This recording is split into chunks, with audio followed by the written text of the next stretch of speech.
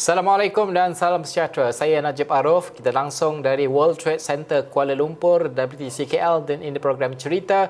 Hari ini kami memberikan tumpuan kepada apakah liputan yang kami bawakan di Astro Awani dan juga astrawani.com. Hari ini berlangsungnya sidang kemuncak pemulihan negara di mana Menteri Kewangan Tengku Datuk Seri Zafrul Tengku Abdul Aziz dalam ucapannya menyentuh beberapa perkara termasuk soal bajet 2022 dan juga dasar pemulihan negara dalam berdepan COVID-19 yang dijangka menjadi endemik. Dan rakan tugas Faris Azman membuat liputan secara maya pada hari ini dan laporan ini telah pun kami siarkan di laman web kami astroawani.com dan juga setiap Buletin Awani sebelum ini.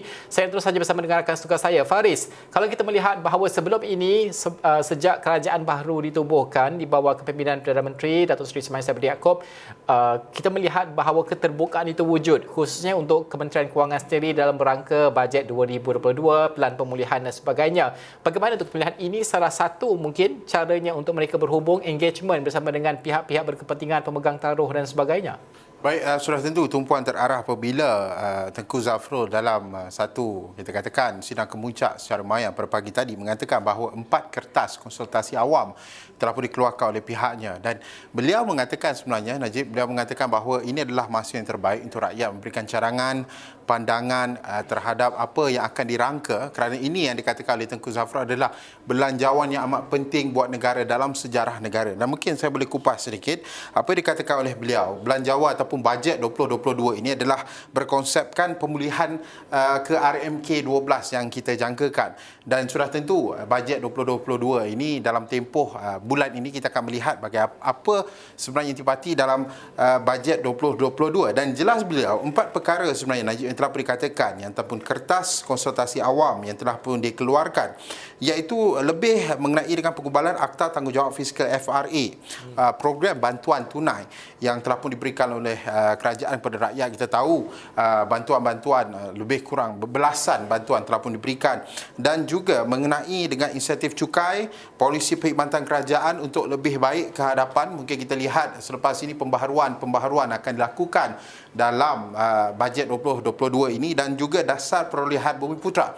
Dan ini yang ditunggu-tunggu sebenarnya, Najib, seperti mana beberapa menteri-menteri juga kita boleh lihat keterbukaan itu ada untuk mendapat pandangan daripada rakyat apa yang mereka mahukan untuk the whole nation ataupun konsep the whole government and society itu diambil untuk merangka bajet 2022 sebenarnya, Najib.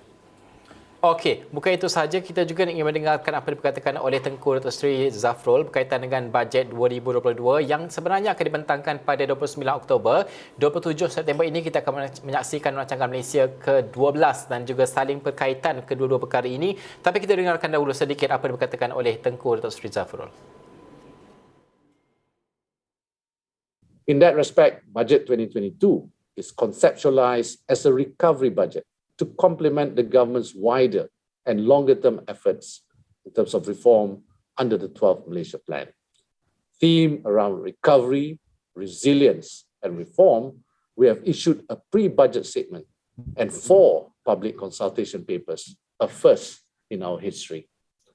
On the latter, inputs are being sought on the following areas: improvement of the government procurement policy on local goods and services and procurement policy for the Bumiputera, improvement of cash assistance programs, review of tax incentive, and drafting of the Fiscal Responsibility Act.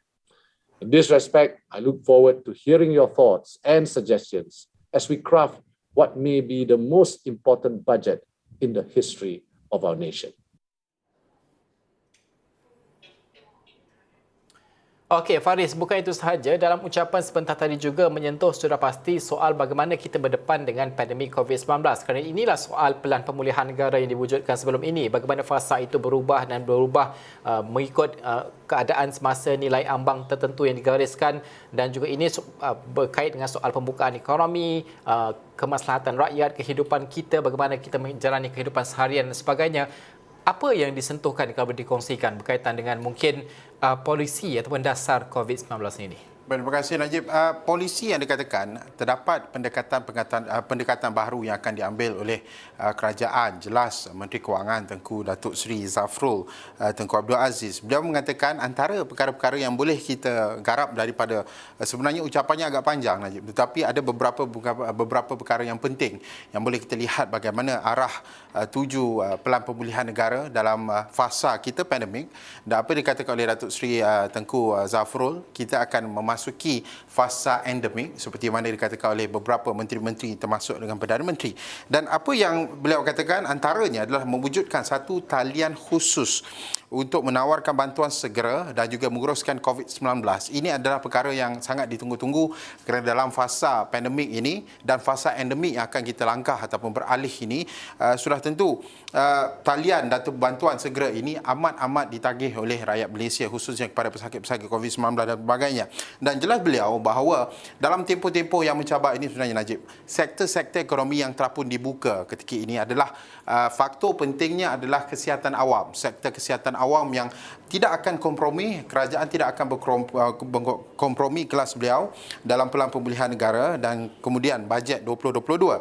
Dan pendekatan baru ini antaranya penjujukan genom, varian baru kita ada varian Delta, Alpha, Beta dan baru-baru ini ada Delta ataupun varian Mu yang telah pun kita katakan tetapi belum ada di Malaysia, dan beberapa kaedah kata strategi seperti jejak cari uji jejak asing sokong iaitu FTTIS, iaitu kaedah dalam sistem menyokong sektor kesihatan awam juga akan digerakkan supaya dalam tempoh endemik yang akan kita beralih ini sebenarnya Najib, kerajaan dan juga negara kita khususnya kepada rakyat telah pun bersiap sedia mengenai dengan COVID-19. Kerana kita tahu COVID ini tidak akan berlalu pergi dalam tempoh setahun, mungkin akan lama daripada itu. Betul. Jadi itu antara yang telah pun dijelaskan oleh Datuk Seri Tengku Zafrul, dan mungkin kita dengarkan sedikit polisi atau pendekatan baru yang akan diambil kerajaan yang diucapkan oleh Tengku Zafrul pada pagi ini.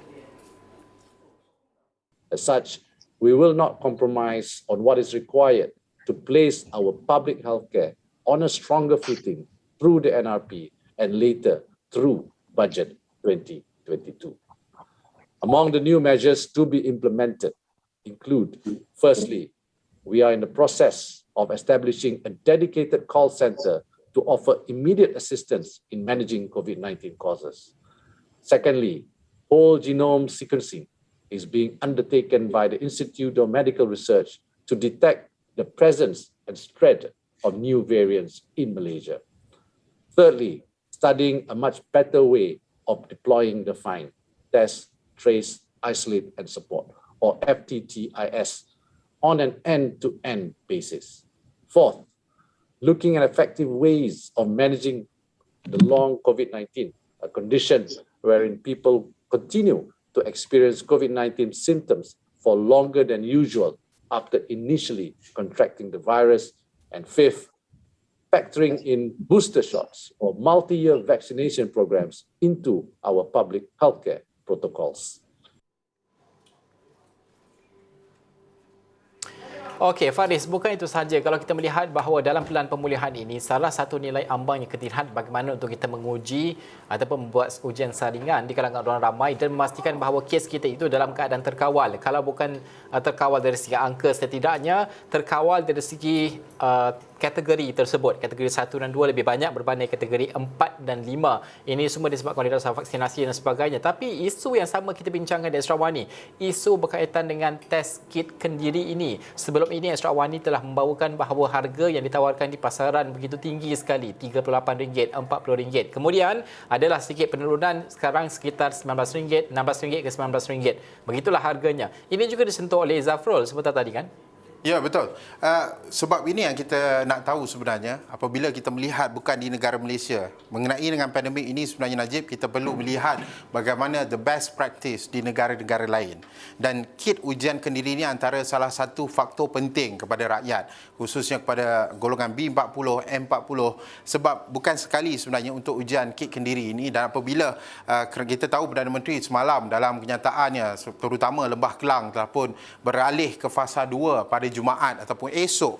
Jadi pergerakan-pergerakan rakyat ini memerlukan ujian, dan apabila dikatakan oleh Tengku Datuk Seri Zafrul sebentar tadi bahawa kerajaan akan menilai dan mengkaji bagaimana harga kit ujian kendiri ataupun RTK antigen ini, terutamanya saliva, dapat dikurangkan pada hujung tahun ini, ia sudah tentu melegakan sedikit rakyat. Dan beliau mengatakan bahawa sebelum ini seperti mana Najib katakan, RM20, RM19.90 dan ke RM16 untuk kaedah pukal dan sebagainya, pembelian secara pukal. Tetapi apa dikatakan oleh beliau ini sudah tentu amat ditunggu oleh rakyat. Mungkin harganya lebih murah daripada apa yang kita jangkakan. Kerana mungkin selepas ini apabila dikatakan oleh Datuk Seri Zafrul, Tengku Zafrul sendiri, dalam hujung September 80% populasi dewasa akan mencapai 80% lengkap 2 dos, dan kemungkinan pada hujung Oktober juga 100% akan lengkap 2 dos. Jadi perjalanan rakyat selepas ini apabila kit ujian kendiri ini dapat dimurahkan harganya seperti mana dikatakan oleh Tengku Datuk Seri Zafrul, ia memudahkan agar kita dapat pengesanan kontak dan sebagainya. Dan mungkin kita dengarkan sikit apa yang dikatakan oleh Tengku Datuk Seri Zafrul baru-baru ini ataupun pagi tadi. To expand testing efforts, the Ministry of Health has recognized RTK antigen and approved several COVID-19 self-test kits, which can be bought in pharmacies nationwide. Moreover, in making the self-test kits accessible to everyone, the Minister or the Ministry of Domestic Trade and Consumer Affairs, as well as the Ministry of Health, have set the price ceiling for these kits to be below RM20.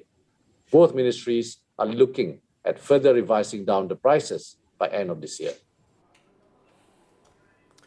Okey, Faris, selepas ini saya nak bersama lagi dengan Faris, kita akan berhenti seketika. Kembali selepas ini, kita nak membawa pula persepsi seorang wartawan dalam membuat liputan kerana pelan pemulihan negara ini bukan sesuatu yang baru. Kita dah dengar sebelum ini. Bagaimanakah memahami perbezaan yang dilakukan selepas ini dan juga penambahbaikan yang dilakukan dan juga penulisan berita itu untuk memudahkan orang faham. Kerana sebelum ini kita ada PKP, sekarang kita ada PPN dan sebagainya. Nak bagi orang faham dan sebagainya, itu tugas yang besar seorang wartawan seperti Faris. Selepas ini kita bincangkan.